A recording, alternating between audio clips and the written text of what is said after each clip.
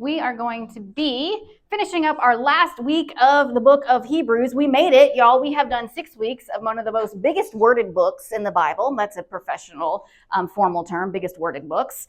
And you can stick a fork in us, as we say in the South, because we are nearly done. The final chapter is going to be chapter 13. No superstitions, please, although I felt some this week.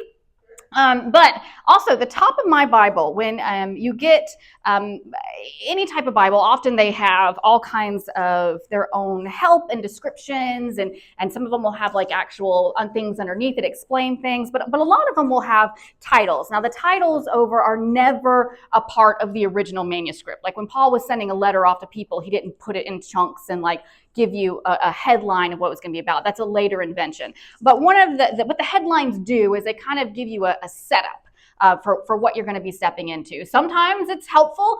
Sometimes it kind of predisposes you to what you're going to think about it in advance. But either way, chapter 13 says concluding exhortations. It's the NIV translation. So even in translations, this headline is not in all of them. There's ones that offer different headlines.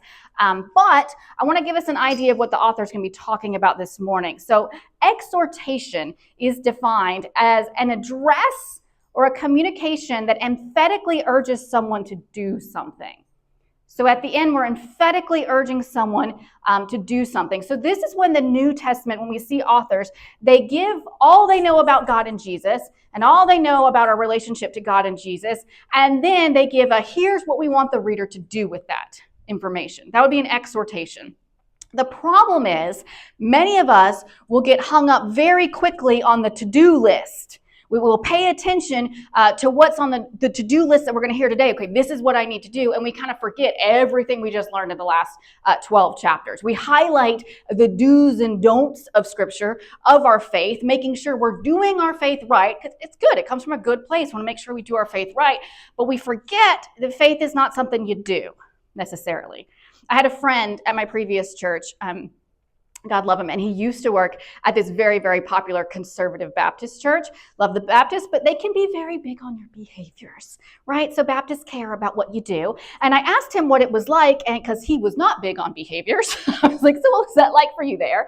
And he said it was actually, the pastor was actually pretty great. He just taught like he only knew the first half of Paul's letters. Like he taught Scripture like here's just the exhortations and the exhortations only. So it was very much your do and don't list. And if you remember, Paul wrote that good chunk of the New Testament, and his letters had a lot to say about what a Christian should and should not do, okay? But it also had way more to say about God and how we love God and how we love one another, how we hold on to our faith, how we have a relationship with God. So I want to say this morning, salt about Jesus, only Jesus, and at the end of the day, we look to Jesus, right? To all of our behaviors and to see if we measure up, not to whatever translation we have. This is our guide. This is sacred. This is holy. But we hold it up to Jesus. We hold it up to Jesus and we ask him, because we can read the whole letters. We read the whole books. We pay attention to how to act. Of course we do. But how we act is an overflow of that faith. It's not an indicator of how much faith we have. So before we read chapter 13, I want to take us a little backwards. We're going to go to chapter 10. I don't think Nathan got into this last week. I know I haven't gotten there, but I want to take us backwards a little bit just to remind us where we're at, what this author has been saying. We're going to read 10, 1 through 14. The law is only a shadow of the good things that are coming, not the realities themselves. For this reason, it can never, by the same sacrifices repeated endlessly year after year, make perfect those who draw near to worship. Otherwise, would they not have stopped being offered? For the worshipers would have been cleansed once for all and would no longer have felt guilty for their sins. But those sacrifices are an annual reminder of sins. It is impossible for the blood of bulls and goats to take away sins. At this point, you understand we're talking about the temple. They would go sacrifice blood of bulls and goats to get in a right relationship with God. He's talking about the sacrificial system. Therefore, when Christ came into the world, he said, "Sacrifice and offering you did not desire, but a body you prepared for me. With burnt offerings and sin offerings you were not pleased.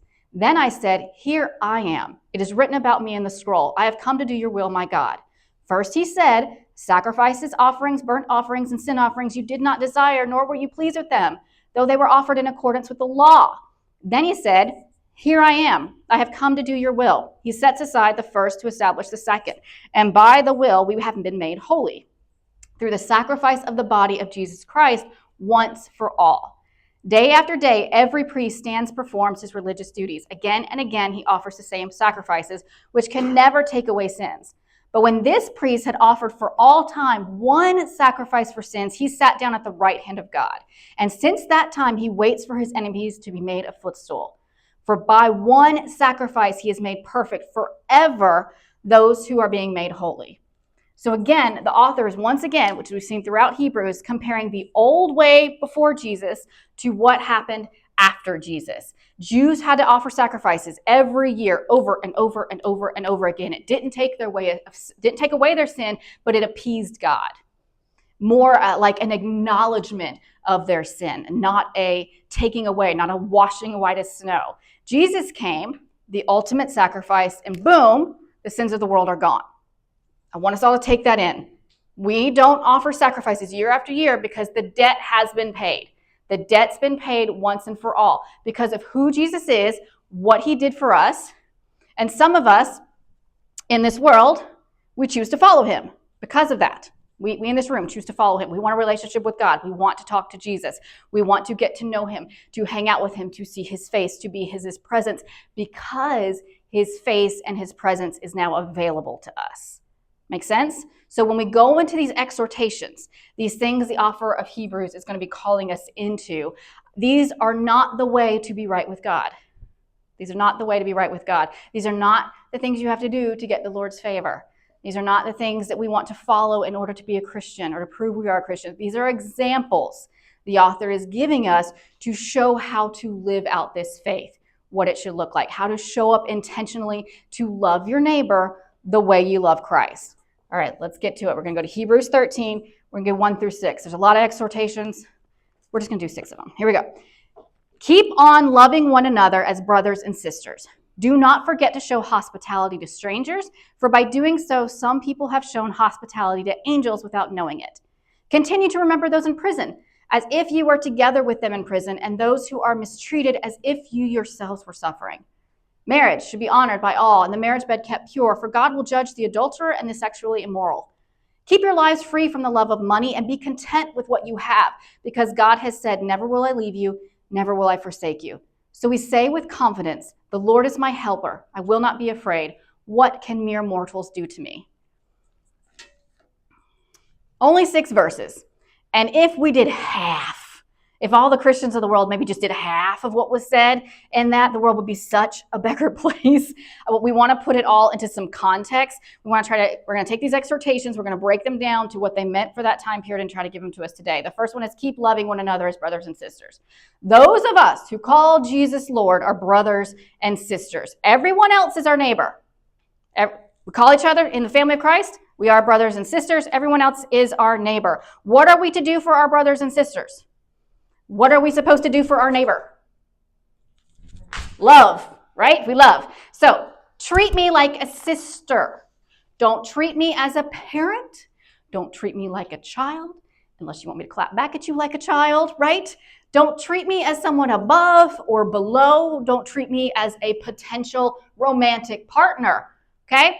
Don't treat me as someone that you would look at, married or not. Treat me as a sister. How many times do y'all think me and Nathan have been asked by people if we're married? Way too many. Way too many. Why is that? Because so few people in the church actually understand how to have a loving relationship with someone of the opposite sex that you could do a church together with. Because so few people in the church don't understand how to treat the opposite sex as a sibling. It blows people's minds. Right? The idea that men and women can't be friends, can't have loving relationships that aren't romantic, that is toxic. That is a toxic idea. It's plain and simple. Treat them like your sibling. Treat them like your sibling. My brother, right? My brother could drive me to an event, right? My brother can go to an event with me. My brother can meet me for coffee and hang out with me. My brother can give me advice on hanging out with me and my kids. My brother ain't hanging out in my master bedroom or my primary bedroom. You know what I'm saying? I'm not inviting my brother to hang out into my room, right? I'm not changing clothes in front of my brother, right? Are y'all following me? If we legit treat people like brothers and sisters, all our concern about lust and affairs can settle. Go away pretty easily. It focuses us to see each other. It forces us, brother and sister, it forces you to treat someone as more than a potential for what they could provide for you. They can be vastly different from each other as brothers and sisters. We love them. We can be vastly different. I don't know if y'all noticed this about my kids, but Asher might be very different from Ezzy. Might be a vastly different kid. Anna, Marion, those two also seem pretty different as siblings. They're very different, right? So I don't see Asher and Ezzy attending the same kind of church when they're adults. I don't see them being a part of the same type of congregation. And that is good and okay. Siblings can be different, want different things, be a part of different groups, and still be unified. We don't need Episcopalians to worship the way we worship for them to be our brothers and sisters. We don't have to have that, right? In fact, we need them to exist because there are other brothers and sisters that are different that will enjoy that would be a part of that. Are siblings annoying? Of course they are, yes. Are there siblings we have hard boundaries with and we don't talk to anymore? Of course there are. Yes, of course we can do that, 100%. Is there always that one with stupid ideas and makes the whole family look bad? But as brothers and sisters, loving them, no, buddy, you're the best one. Some of them we want to spend more time with than others, right? Some of our brothers and sisters, we're not supposed to say this, but there's some you want to spend more time with than others, right? But we can view them as family, and family we can have healthy boundaries with. Our next piece, show hospitality to strangers. Before we try to break this down for us today, we need to understand what it meant for them. So in the first century Roman world, there were roads.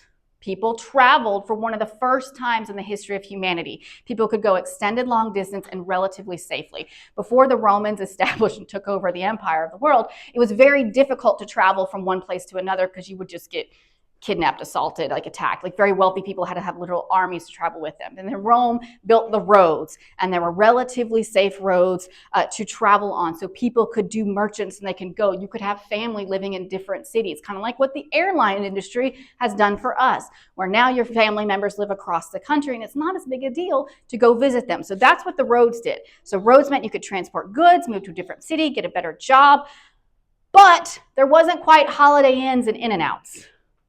Okay? Often strangers would show up to your property looking for a meal and a safe place to sleep for the night. Very common. Complete strangers may show up. Now, I know there's crime dramas and there's true crime podcasts are very popular, and the local news of the 80s and 90s, what they've all taught us about strangers. What do we say when we tell kids about strangers? Stranger danger. It's right there in our vocabulary for us. But it's also kept us from being kind. Stranger danger. Anybody you don't know suddenly is a danger to you. Fear. I think fear has stopped God's people from showing up for strangers. Having said that, if a stranger showed up to my house and wanted to stay the night and wanted a meal, I would probably say, absolutely not, sir. No, thank you. No, thanks, right? So I'm not asking anyone here to do that, to be unwise. Our society is different. It runs different. We do have Holiday Inns. There really isn't a reason for someone to show up to your house and request a night in. Perhaps showing hospitality to strangers in 2025 simply looks like greater social awareness. What I mean by that, it's actively paying attention to those who are around you while you're around strangers, right? Not because of stranger danger, but so you aren't so self-absorbed. It looks like someone is waiting for you to exit your parking spot. You know they're waiting for you. You don't have to check your cell phone right now. You can save that text message for in a minute or just pull out and pull to the side. But you're aware that a stranger is waiting on that spot. And so you pull out to let them get in. Maybe you go ahead and pull out so they can have it and they can do it, right? Maybe you don't get the last package of toilet paper in a pandemic. Maybe you don't get any at all. I didn't buy any extra toilet paper during the pandemic, not once. It was my normal amount. Did we run out? No, we did not. It was fine, right? We want there to be enough for everyone. You let the person in front of you go in line ahead of you. You both show up at the same time. You let them go first. You tell that parent with a crying kid in the middle of the store, you're doing a great job. You leave a larger than normal tip amount to the waitress or bartender because while you've gotten subpar service, you can tell they are extremely short-staffed and it's not that person's fault. There are so many ways to be hospitable in our society today that doesn't look like either inviting strangers over for dinner or doing nothing. So that's a problem. Sometimes when we hear a biblical command and we'll think there's absolutely no way I'm doing that, we're not inviting strangers over to spend the night at my house, then we just ignore that command. Instead of taking the spirit behind the command, what's the heart behind the desire, is to show hospitality to strangers. And it's to not be so self-protective. Don't be so self-protective. Be smart and discerning, but it really is okay if someone else gets the last item you're trying to buy. It really is okay if someone got more than you today. You could be showing kindness to an angel and not even knowing it. Number 3, remember those in prison. I'm going to go out on a limb and say none of us do this. I don't know a single person in prison, and if I did, it would be because I was related to them, and I sure as hell wouldn't go visit them if that was the case. I was involved in prison ministry when I was younger, but it was mostly about getting converts. Now that I look back, it was about creating converts, not caring for the incarcerated, if that makes sense, and going evangelizing, not actually caring for them. I also don't think the author is trying to tell us to befriend child molesters, mass murderers, that kind of thing. In my heart, not y'all's hearts, in my heart, this is Heather's heart, there are some people that only Jesus, Jesus can hang out with you, not me. I'm good. You know what? You can hang out with Jesus, right? But I do think this, we can't judge. There is a lot of crime, specifically drug crimes, that come out of people's circumstances. Not excusing, but I'm also not going to take away their image of God or take away what it took to be them, for them to survive. There's also plenty that are wrongfully accused. There's also all kinds of crazy things in our laws that have sentencing longer for certain things, like cocaine gives you a much shorter sentence than crack does, even though it's essentially the same thing, but one rich people do and one poor people do, right? We understand there's disparities in our law. Did anyone pay attention to the Diddy trial? We can see that the justice system is far from perfect in this country, okay? Okay, I want us to hold on to that. Then there's also the whole juvenile system. There's plenty of people in prison who are freaking 13, 12, no frontal lobe development whatsoever, no ability to control what's going on in their lives and their worlds, okay? I say this knowing full well that I get triggered the most by people, the kind of people we would find in jail or prison from my personal background. I have no desire to go hang out with someone who does drugs. None. No desire to hang out with men or women who didn't think of their children before they did the actions that they did. None. I know my limits. I know my emotional limits. Some of you could go to prisons and visit people and be perfectly fine. I would go and I would need 12 days of therapy, right? And if you feel the nudge to go do that, you should go do that. For me, I've got to find another way to do this. I can't just say, I can't go to prisons. My therapy would cost way too much. I can't go do that. You can't just ignore the exhortation. So what do? For me, it looks like writing a check. I can give to the Justice Project or any other organizations that provide attorneys to people who are confused, who are accused, convicted. There are good attorneys out there looking to ensure people get a fair shake. Also, children. There have been cuts recently to our budget that are taking away children's advocacy lawyers away from kids who are having to now go before judges by themselves because there's no government funding to pay for the children to have lawyers. There are funds that are set up to help these kids get lawyers. Guess whose sisters had a child advocacy lawyer? Guess who understands the value of an advocacy lawyer? Because that lawyer was present in my sister's case, my sisters did not even have to go into the courtroom. The lawyer took care of it. These lawyers matter. They're important. They're important to these kids. Kids not getting something you need. You get two parents, or you get certain situations where the adults get to fight it out and no one's looking out solely for the children. You can give to funds that do that. You want to remember those who are in prison. You've got to give to groups who make sure they get legal representation. It can be as simple as that. You can go visit, you can give. I'm sure There are many other ways, just like showing hospitality to a stranger, there are ways. But again, just because the options are to hang out with the worst of society or do nothing at all, we do nothing at all. We can find other ways. Number 4, keep the marriage bed pure. Okay. If there's one thing I would love us to remember when reading exhortations, it's this. When we are exhorted about anything involving sexuality in Scripture, we have to remember our context, our Victorian era context, all of our secular context, all of our cultural context that we personally think and feel and believe about sexuality and all the things that come with it, and the context of the time previously before us. But in Scripture, look for the abuses of power. The abuses of power. I'm going to get a little graphic for a second, so I'm not going to look at y'all. Okay. The Bible doesn't say anything about masturbation anywhere. Everyone in Christianity, though, worried about sex and gender identity and sexuality, every single book, every single thing that wants to talk about purity, has an opinion on what the Bible thinks about it. The Bible doesn't mention it, not once. It gets lumped in with sexual immorality, where we see that translated, where porneia is translated into English as sexual immorality or sexual discretions or wherever we want, right? Here's my take. Here's my hot take. It doesn't say anything about masturbation because it doesn't involve another person.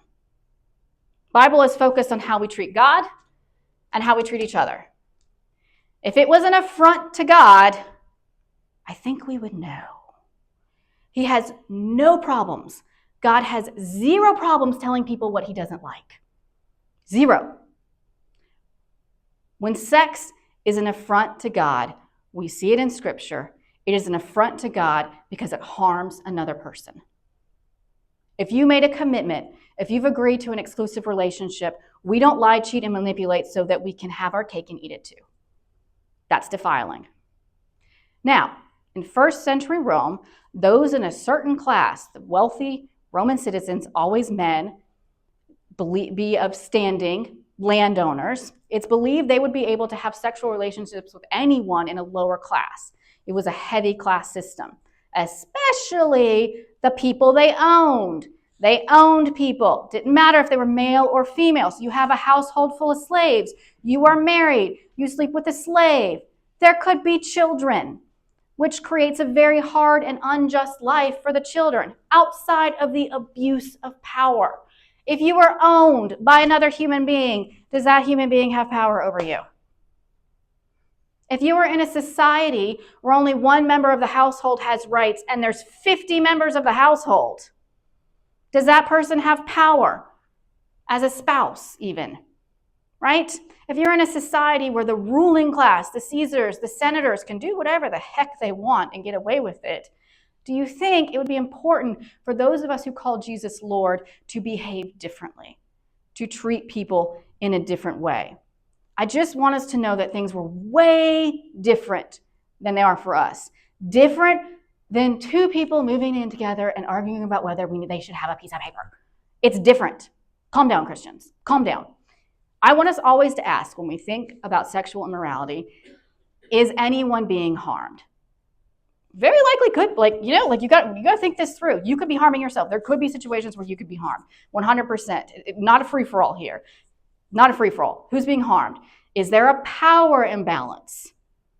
Is someone really, really wealthy and someone really, really poor? Is there a power imbalance happening? Are promises being broken? Anywhere, and any promises being broken? Is it anyone being lied to, manipulated? All those things. We don't do that as Christians, so we sure as hell don't do that when we're dating. Is there manipulation or dishonesty anywhere? And also remember, there was no birth control back then. There were consequences. Babies. I don't know if y'all know where babies come from, but all of us are here because someone did something, right?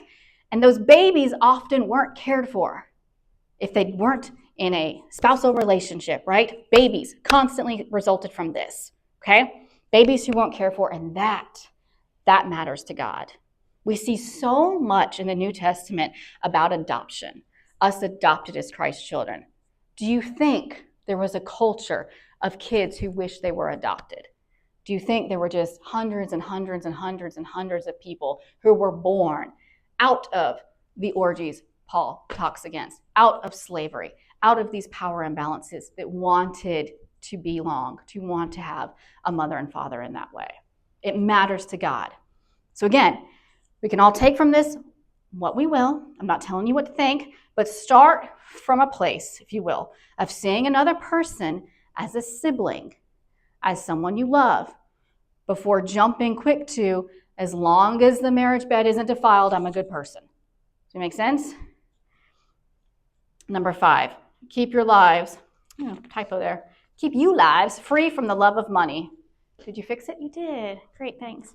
Keep your lives free from the love of money. Y'all, if there's anything that has stayed the same throughout history, all of these have fluctuated. If there's any one that has stayed the same, the greatest, most disgusting evils in all of humanity throughout time almost always can be traced back to the money. Who's got the money? Who's making the money? The love of money. We cannot love money and God. It's not because God said so. It's because the two ideas are so dramatically opposed to each other. And I know none of us in here are super wealthy. And if you are and you haven't told me, please let me know because I'll use some extra funds. Okay? But if none of us in here are super, super wealthy, we certainly aren't in the 84 billionaires that we have in this country. None of us, any of y'all spending $50 million on your wedding this year, guys? No? Okay. So we haven't committed any crazy schemes in our taxes.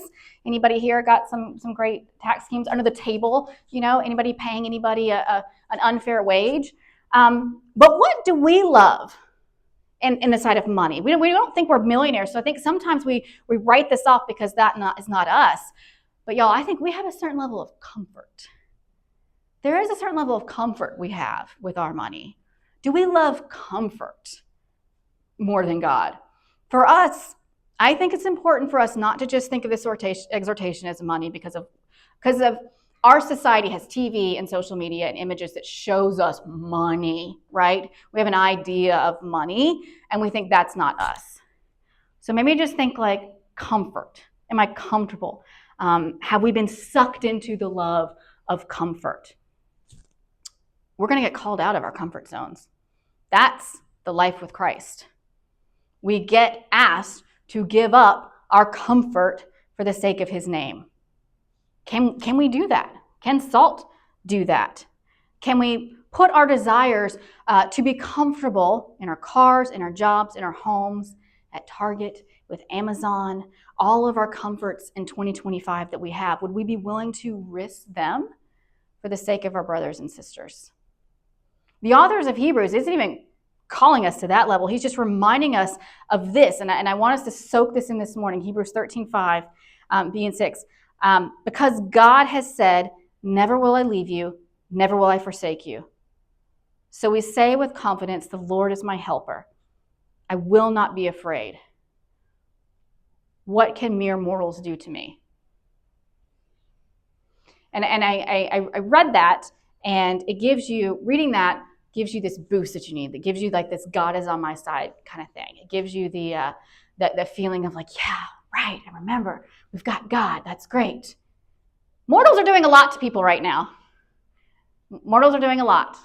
There's a lot of people that would tell you mortals can bomb you, mortals can starve you, mortals can imprison you, mortals can rape you, mortals can attack you, mortals can overtax you, undertax you, take away programs. Mortals can do a lot.